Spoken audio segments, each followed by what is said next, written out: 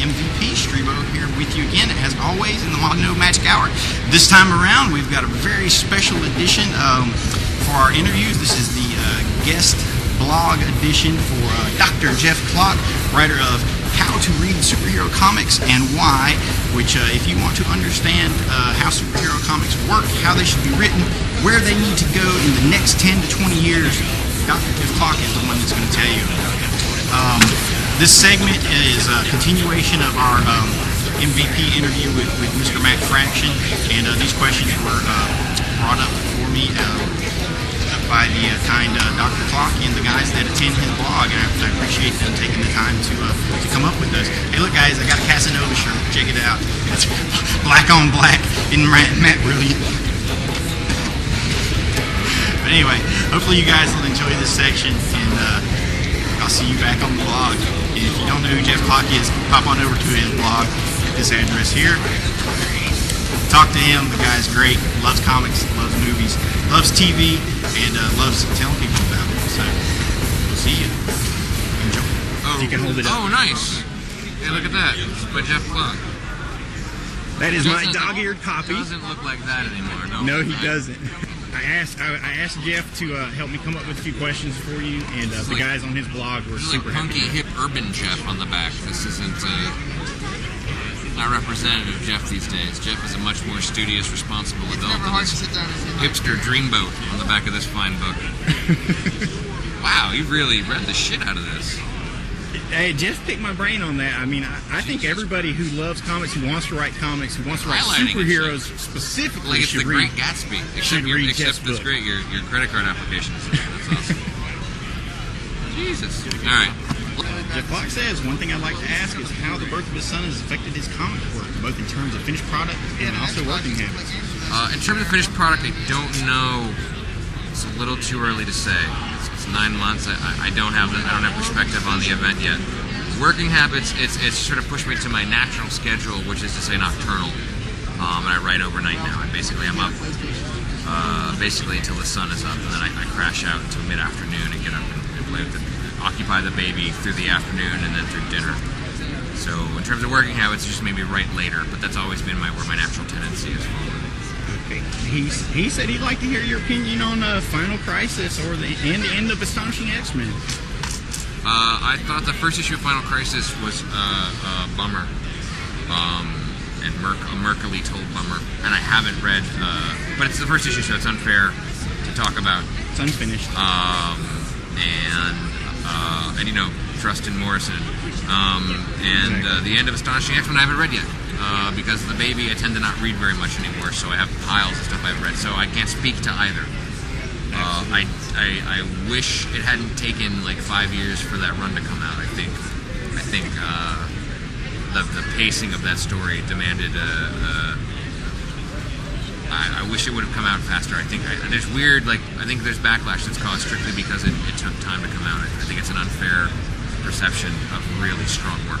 Right, leaders. But that said, maybe he blows it in the end. I don't know.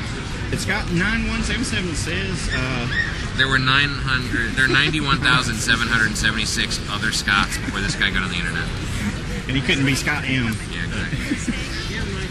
He says, most appealing about the medium of comics itself, and how do I use its unique features to my advantage? Like that's that guy a good question. That's a story problem. That's an essay question.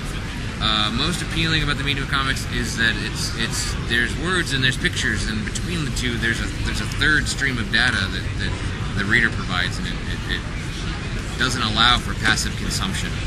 How do I use its unique features to my advantage? I don't know.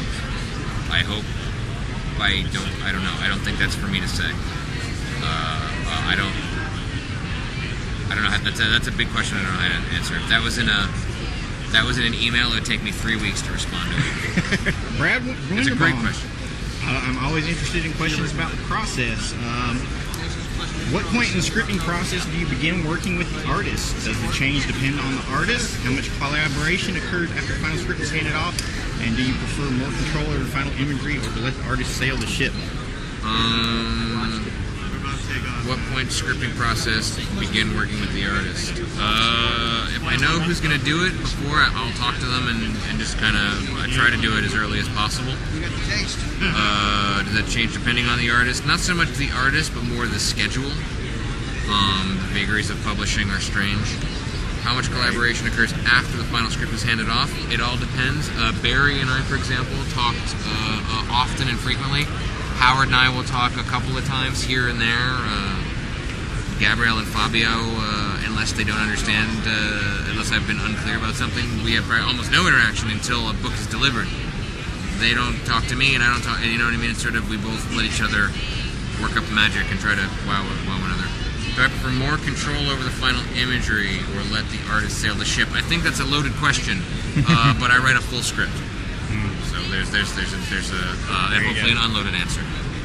Christian, who was also Solario at your old board, why is music so seemingly important to your process? I don't know. So hang on a second. Okay, I'll pause it. No, I'll be back. Okay. Okay. I'm not trying to be evasive. I honestly don't know. I don't analyze my process that much. Well, music seems to, I don't know, it seems to drive the rhythm of Casanova at times. I don't know. Do you listen to specific music when you're writing it? Do you use that to? Sometimes. I don't know. I love music. I really don't analyze it that much. You know.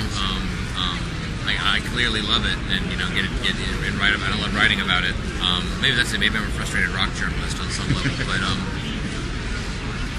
it's just a part of my life. Right. It's everything's a part of my life. Exactly. It just happens to be the foam on top of the surface. Or maybe it is the surface. Or maybe it's all surface. But I don't know. I honestly don't know. Very good. Well, Christian also says, how's the Lincoln election project coming? Slowly. It's a lot of research. Casanova's done, and I'm through a kind of a crazy Marvel phase, and hopefully I can start really writing on it in earnest soon.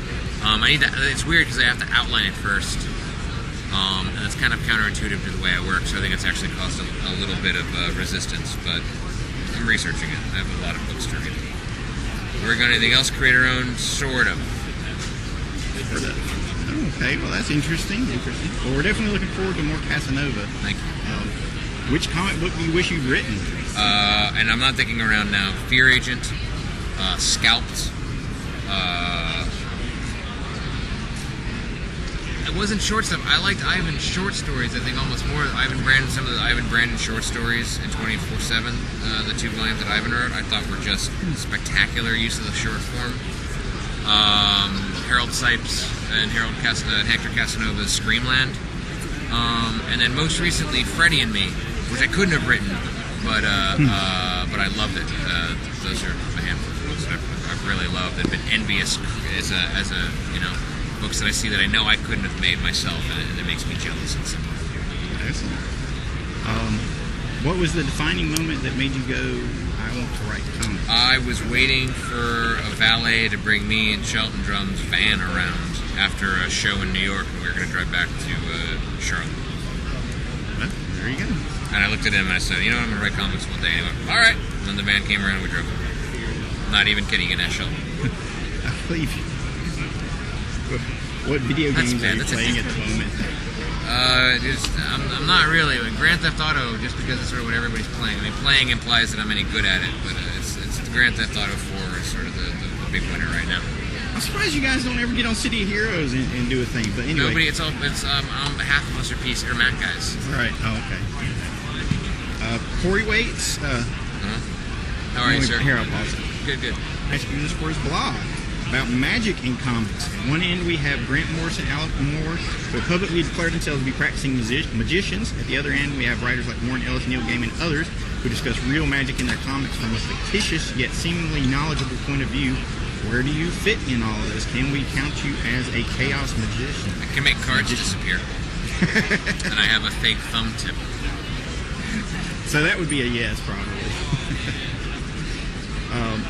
Why do you think that comics lend themselves to magicians and magical discussions more than any other medium? I don't think they do necessarily. I think that there's I think that's I reject the premise. I think he's building a bit on Grant Morrison and his talk about fiction suits and putting himself in the stories and it having repercussions in reality and whatnot. I don't know, man. Like I said, I can make a card disappear. That's about it. That's about the depth of my understanding of magic and comics. I actually teased Geoff Klock about you putting him in Casanova and killing him, and that wasn't him. That was Klock him. That wasn't him. But anyway, thank you so much for taking time to talk to us. Be very careful with stuff like that. It's dangerous. Appreciate it. Thank you, sir.